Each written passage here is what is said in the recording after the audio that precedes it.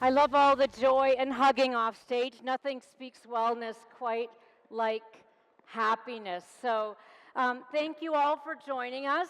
I think that wellness is something, of course, that can take many different forms, and we're going to go to you, to the audience, in just a minute to hear how you think about it with the intersection of travel. First, let me introduce our fantastic speakers here. To my immediate left, we have Gerry Bodeker, doctor, I should say, who is professor in longevity, wellness, and public health at the University of Oxford. Then we have Ingo Schweder, who is the CEO of GOCO Hospitality. Anne Bigging, CEO of Healing Hotels. Hi, Anne. And last, certainly not least, Neil Jacobs, former CEO of Six Senses and founder of Wild Origins. So why don't we start by first telling everybody a little bit about where you are in this space and how you think about wellness. Gerry, I'm going to go to you first. Okay, well, I've been walking this talk for 40 years. You look fantastic, I must say. So there you go. Thank you. Mr. Wellness. And I think in the wellness space and the longevity space now, we see a tension between lifestyle and technology. We'll come back to that later. I'm very much on the lifestyle side, but we do need some technologies to assist us in true detox and also enhancing our capabilities. But there's no escaping the fact that movement, exercise, diet, stress reduction through meditation and so on, community and a sense of purpose, we know now that all of these are the pillars of wellness. Great, and then of course the intersection with where we find joy in tourism I think will be very interesting. Right. Ingo, let me go to you next. Tell us a little bit about what you do. GOCO Hospitality is an integrated wellness company. We own Horace Health and Wellness, which is a company for strategic advisory, financial services, feasibility studies, and related. We own a fitness company with Jack Ma in China. We have 15 outlets in China. GOCO Hospitality has two arms. It's a consultant company. We have done over $4 billion worth of consultancy services, quite a bit of this here in KSA. Amala, Master Plan, NEOM, things like this. And last but not least, Temasek and us recently joined forces, and Temasek is a Singapore sovereign fund, and we bought several hotels. The first one was the Five Elements Hotel in Bali. Second one is the Meridian, which we are converting in Koh Samui right now. A wellness community in Montenegro, Phuket waterfront locations, and so forth. So we're going now into the management of branded wellness communities and branded hotels. Excellent. Anne, how about you? Tell us a little bit about your the hotels. I know we spoke a little bit in the speakers lounge. I'm really interested just in the concept of healing hotels. And thank you. I want to say something. I heard very... Maybe put it a bit closer to your mouth there. Very great words this morning by His Excellency and other speakers. And if everyone who spoke about that tourism will work for a better future, if we walk the talk, then it's going to be great. That's what Healing Hotels of the World, my brand, stands for, you know, for a very personal chance, opportunity to grow in our understanding of who we are and how the world is. Excellent. And last, certainly not least, Neil, tell us a little bit. You've got two here, Six Senses and Wild Origins. Yeah, good morning. I'm a hotel guy from many years ago and ended up in the wellness business when I was running Four Seasons hotels for Asia Pacific, and that was way back in the early 90s. And since then, it's kind of pervaded my professional life. Six Senses was a company that was born on a platform of both wellness and sustainability. So for the last 14 years I've been the CEO of Six Senses, stepped down just about 3 months ago. and have created a collective called Wild Origins, which is providing assistance with other hotel brands such as Capella or Patina, Potato Head, on all things hotel, and with a very, very strong wellness base to it. So it's always been part of my life. You know, what I like about this conversation is that, you know, a wellness-driven journey can mean many different things. So I think it's good to start. This is where we engage you, the audience, to put up a poll question where we talk about what is the biggest boost to well-being when you travel. And I'm just going to wait for that question to come. Oh, there you go. So it's being active, eating well, switching off, or feeling centered. So pick what your top priority is. I think that also helps to inform a bit about how we're thinking about this conversation. I'm going to ask each of our four panelists to also say what you think. For me, I have to say probably eating well. I have to admit that. So that probably puts me in the maybe less well category. Here we go. Really interesting. Pretty equal. I think it's pretty equal, and of course, I think that's very emblematic that well-being is personal and travel is something that we do to satisfy our needs. Panelists, any reaction that you have to this? Is this what you would have expected? Being active clearly is something I know in the US when people think about wellness, they often think about some element of longevity, health, working out. Sure. What are your reactions? Go ahead. I think the feeling centered bar is, you know, it's also a little bit cultural in some ways. Depends, you know, which country you would ask that question. I think it's a little low in today's world, and certainly in a post-COVID world, everybody is way more mindful about how they are being, how they're eating, how they're behaving generally. And I think there's greater mindfulness today going on, so I would have thought that number be a little higher, actually. Let me talk about who this wellness traveler is, because I think that certainly if we look at the US, we're now in a position where the top 10% of income drives 50% of GDP. That's especially true in travel. It's a very affluent demographic. I would think wellness especially does skew in that direction. What's been your experience? Let's start with you, Gerry. One of the things we don't talk about much is wellness during travel. I've got a little bit of a cold, which I didn't have a couple of days ago. I got a mask here. And, you know, Columbia University, I'm an adjunct professor of public health at Columbia.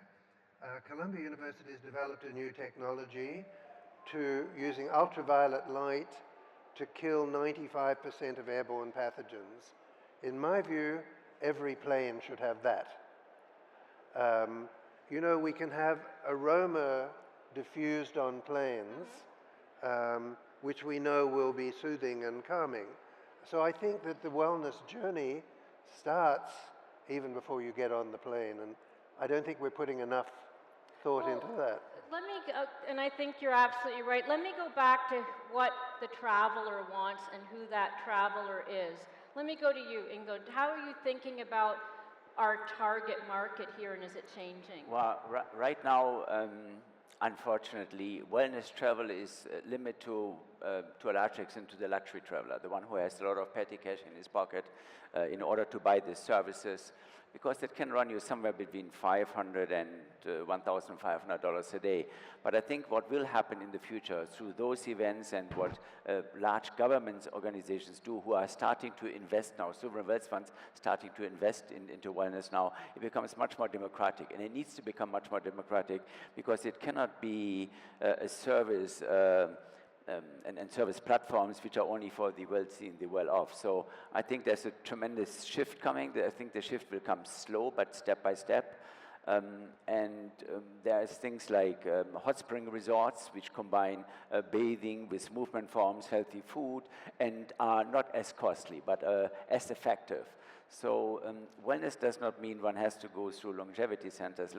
Wellness means sometimes very simple things. Eat right, move right, have community, share. Which is what people put up there, really. Is yes. What do we want out of travel? I mean, one of the challenges, I think, in this space, it's almost like natural foods. It's very easy to call yourself wellness. It's very easy to put words like healing, etc. How do you stand out? What actually differentiates? Anne, I'm going to go to you next. When you think about healing hotels, what does that mean, and how do you differentiate yourself in a space where others could say, you know what, we're healing too? Big question. I think when we created this brand over 20 years ago, what we did, we were the first, and we still are the only hospitality brand in this space with criteria. So it took us over 2 years to bring a group of, leading scientists, neuroscientists, functional medicine, traditional medicine, spa consultants, hospitality people, and so on, together to create standards. So what is healing and what is not healing? And I'm actually at odds with the word wellness. I mean, I'm German, so the word healing is actually closer to my lingo. Because wellness is a bit confusing because it is not clear. And I feel we have be a bit more responsible in what we offer in this space to people. Yeah. You know, Neil, I think about, you mentioned Four Seasons. I think almost like Izzy Sharp and Four Seasons was the original. I think of it as wellness because I do think about creating an environment and an experience where people feel also refreshed. How are you thinking about this in terms of the target market and some of the areas that we might miss in terms of the opportunity here going forward? Well, I think where Izzy Sharp was a leader in a lot of areas, but one major thing with Four Seasons was that it was always from the beginning about providing a very personalized experience, and I think that's what's happening today, in the wellness industry.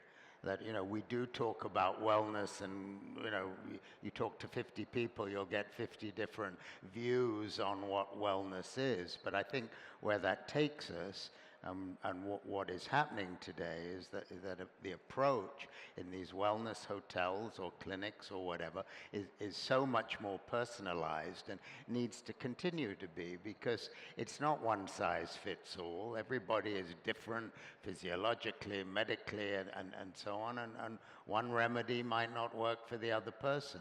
So the ability of the industry to kind of operationally get that down is critical, because the traveler is looking for takeaway. Everybody's looking for different things, but the one thing that is constant is that you want, and they want, every person to leave your establishment in a better place than when they arrived. And that again means different things to different people. But if we can personalize it, go straight to the issue, provide options, and execute on those options, everybody's winning. Go ahead. Dan, I think what is interesting, we talk about tourism here, and we talk at large about, let's call them hotels. But if you look at the growth curves around the world, the last 10 years, ordinary hotels, ordinary resorts grow at somewhere 3.2, 3.5%. Wellness hotels grow every year in the last 10 years, 12 to 15%, 16%. So the growth curve of hotels, which are centric, interested, dedicated, focused on the wellness aspect, is growing more and more. And while it was historically the Golden Doors and the Canyon Ranges and the Shiva Swamps, today, most larger hotel companies have a wellness division, and that wellness division wants to take part of this segment into their own forum in order financially because it's interesting, but also it's demanded, it's needed. And when you make questionnaires about, what do you do on your vacation, wellness is very much on the top echelon. So this means there will be a substantial growth in wellness, not only in dedicated wellness resorts and longevity centers and wellness communities.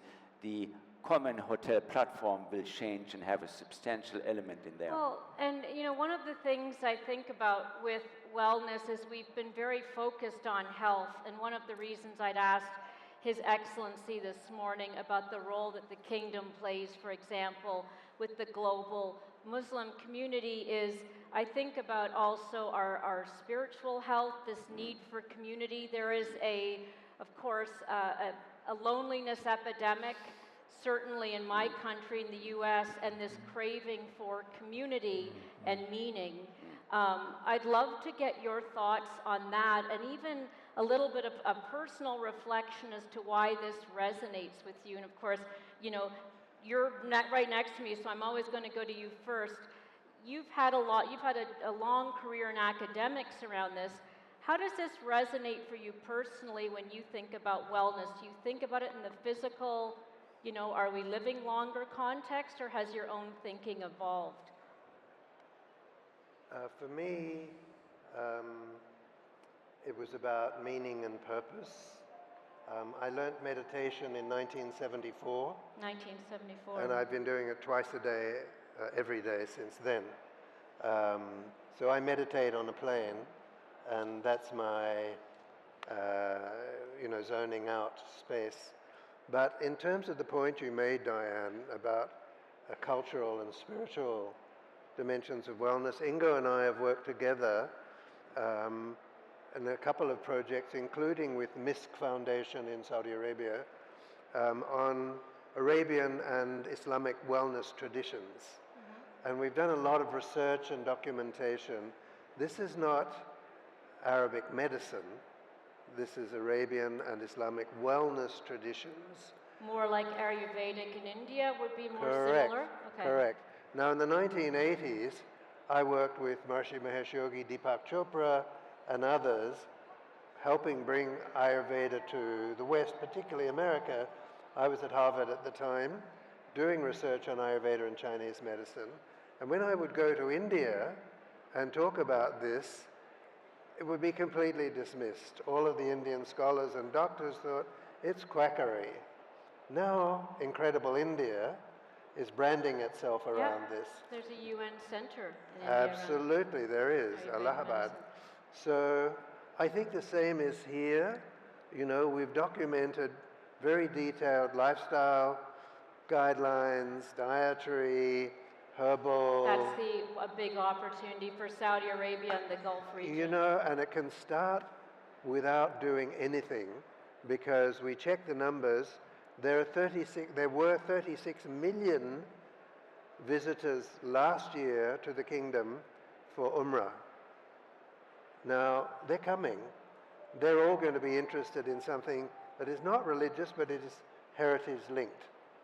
Even if 1% of them are interested, that's 360,000 people. Well, and you can build wellness around that. It sounds like you want to add a point, Anne, to this? Me? Mm-hmm. Honestly, I would like to ask the audience, because we've been talking here, and you just touched something, Gerry, meditation, which is also my lifesaver. So we talked about, in the preparation of this panel, about destination, wellness destinations. I've been thinking about this. What is a wellness destination that everybody wants to go? Neil, you said everybody has different ideas, right? So forgive me, maybe this sounds cheesy, but for me, the only wellness destination I would know to go to is my own heart. So why don't you take a second, I promise, and put your one of your hands on your heart. Close your eyes for a second and feel if you can feel the beat of your own heart. Very slow breath in and out, and feel if you can feel the pulse, how your heart is actually there for you. You can take And please remember, this heart is your life giver, and that is a healing wellness destination. Because at that moment, in this particular place, we make decisions, which are usually good decisions. And then we find the places where to go. Thank you. I think that's an excellent point, and it also says something about where we start, not just what we can expect from travel. You know, so it also gets into, we've talked a little bit about wellness washing, if that's the right term, but you talked about meditation.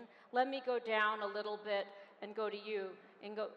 How does this resonate for you personally? What do you think of as a wellness vacation? Yeah. Well, I need to admit I'm a stage 4 cancer survivor. So for me, I discovered wellness through an accident in my life 33 years ago. But stage 4 is pretty critical. So I was at the end of the road. And so at that moment, you learn as much as you can in order to survive. Therefore, I combined at that time wellness services which were available through Ayurveda, Chinese medicine, food, nutrition, movement, because I had to go through the more elaborate surgery, chemotherapy, and related things. Now, since then, I've discovered, of course, that this was very important for me, and out of this, I built the second part of my career. So wellness services has allowed me from really a near-death situation to come into a situation where I now fit fatter than ever before. So I can only recommend to everybody to look into this for their own little world and for their own family, to do things which are meaningful, because quite frankly, if you do the right things, you have so much more inspiration, energy, focus, and it's so straightforward.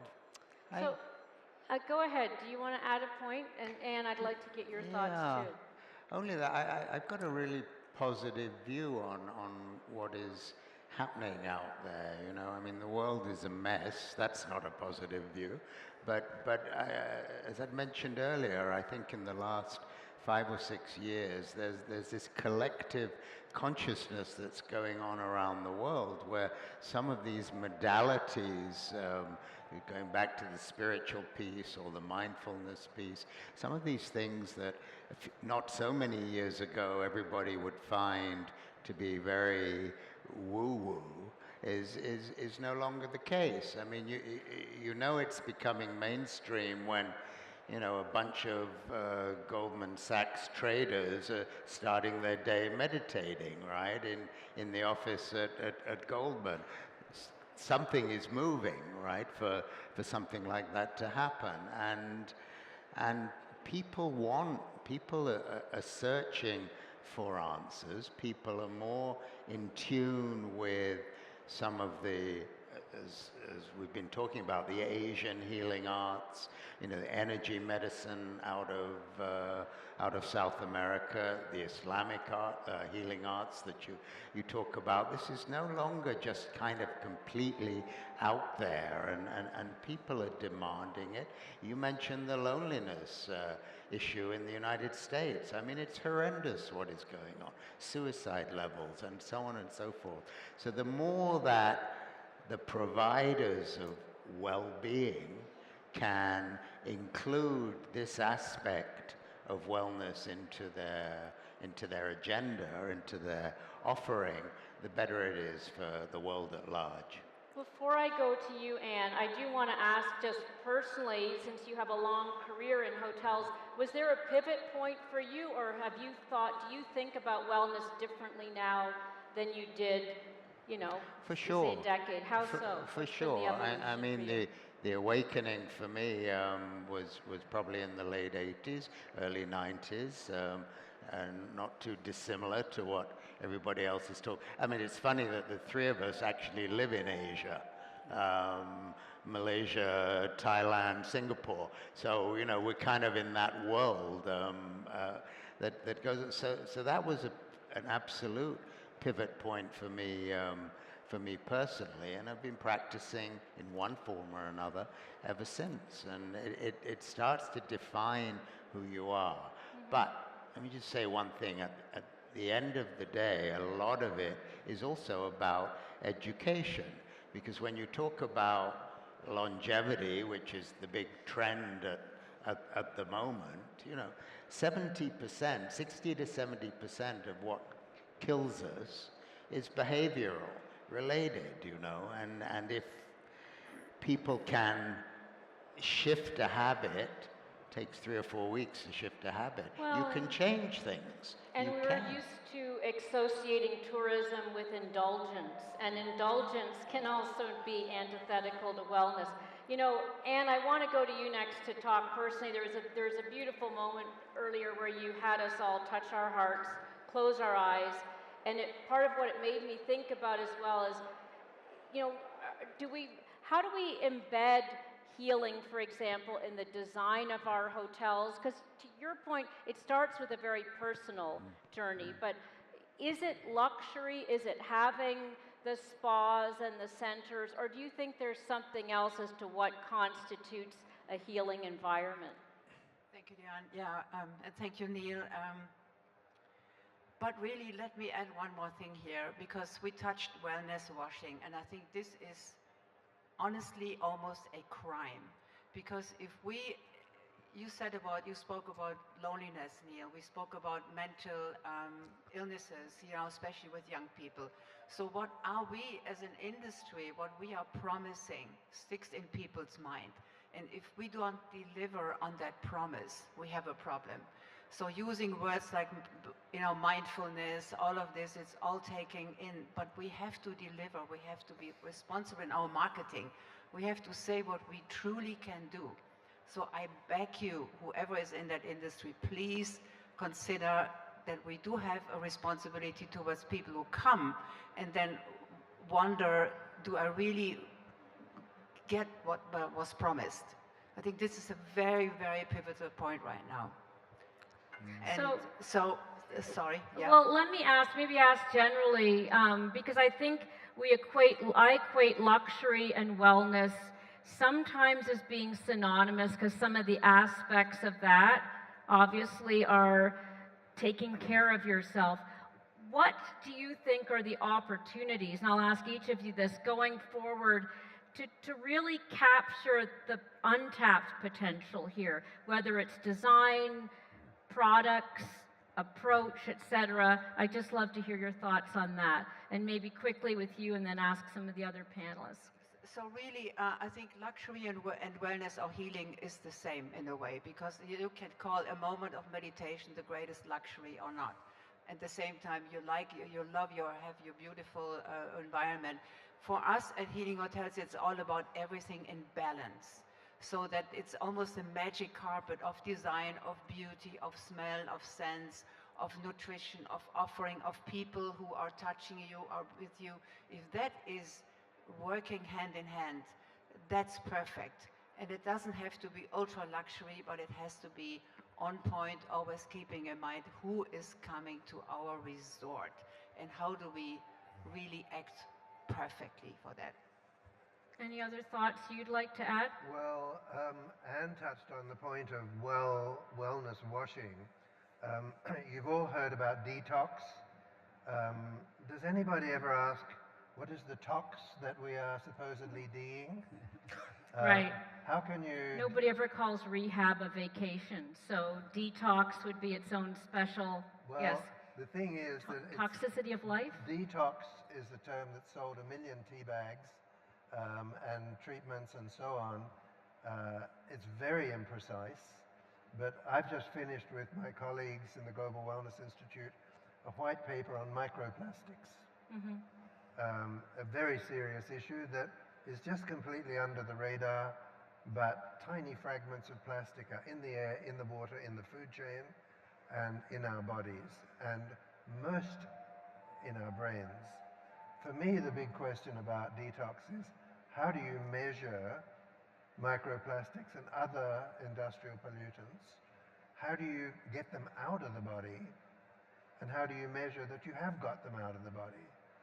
I think going forward, this is extremely important because these threats are undermining the concepts of longevity and health span. You know, one thing that strikes me when you're talking about that, and I'll ask you, Ingo or Neil, that it's not a moment in time. When we think about detoxing, for example, it is in some ways the culmination of a journey, but nobody goes and has a 1-week wellness vacation and comes back and resumes their life. So how do you think about where the tourism aspect fits into what really is, in some ways, a much broader push? It's a broader push within cities, within you. Like, we are trying to design our society in a better way. Do you feel like that's something to think about as we are structuring tourism and hotels? You're nodding, Neil. Do you want to add to that? I mean, it's a huge issue. I mean, sadly, what does happen in the resort environments is that people do go for a week or 10 days and do an intense program, and they go home, and 3 days later it's over. So certainly what my last group, what we were doing at Six Senses, was putting centers into the urban hotels, because actually it's the urban environment where that work is probably needed more than in the resorts. But it was for us more about finding a way to connect the dots between what was happening at a resort. Then people went home to London, Paris, New York, or whatever, and had an ability to continue. I mean, you've seen post-COVID, you know, globally, a huge rise in the club business. I mean, clubs are popping up everywhere, and many of them, myself, my ones included, are not just social clubs with eating and drinking, but there's a base of fitness is a programming huge push in and New York, where I'm wellness that, from, yeah. and the customer is not the hotel guest, it's that city resident who is going to be using or is using those facilities. So I think that's a big shift over the last few years. Yeah, on and how it's an we've opportunity too, done isn't it? that. I mean, it's an Yeah. opportunity to have an ongoing conversation, to your Sure. point, and also to be thinking differently about some of the opportunities demographically as well. I see that we're near the end here. I want to give each of you a chance to give some final thoughts in terms of what's on your radar you would put on ours, and also the opportunities that you think are most exciting going forward. And I will start with you, Gerry. As I said in the beginning, I think that we're going to see not a tension, but a sort of parallel set of tracks between lifestyle and technology. There's already a boom in technology. Some consider that they're questionable technologies. Lifestyle, we know, is effective, and there are traditional modalities for rebalancing our bodies and so on. I think we're going to see that going forward, but for my money, I would want to see technologies that really do true detox and define what tox is before we claim that we can de it. I'm not wearing my Aura ring, but I'd love if I got rewarded, you know, through some of these different ways that we're doing the quantified self, if they could reward me with a wellness vacation for hitting certain metrics. Over to you. For me, it's wellness communities. I like to live in a wellness community where I have my yoga teacher, my nutritionist next to me. It combines a hospitality aspect and a residential aspect. I think that's very much needed in an urban or a resort context, so primary or secondary residence. And I believe precision medicine, longevity centers, we learn more and more about our microbiome. We can make blood tests which really tell us so much more about our makeup. I think that's where the future goes. That's where our company will go. Excellent. Thoughts you'd like to share? I think we should shift the conversation among each other, because we all know the 5 pillars of longevity and happy life. One of the biggest one is community. So share knowledge, create your own healing journey, if you wish, wellness journey by the day. You know, inform yourself from the good sources, but really talk about the real stuff in life. You know, talk about how you feel, what you want to achieve. Give each other love. I would just say be brave. You know, be brave and be very, very curious and try a few things that something inside you tells you, oh, I don't want to do that, that's too scary, or whatever, because there's a lot of interesting things out there that can be helpful to you, and try and break through those habits that are life-forming, that will, without doubt, extend life, or extend the quality of life as much as actually extending life. And just experiment a little bit in a careful way. Exactly, and how lucky are we to be in an industry that brings people together in real life? There's such craving for that. So here is to a long and happy life, a long and happy conference. Please join me in thanking our terrific speakers, and I look forward to continuing the conversation. Thank you very much. Thank you. I think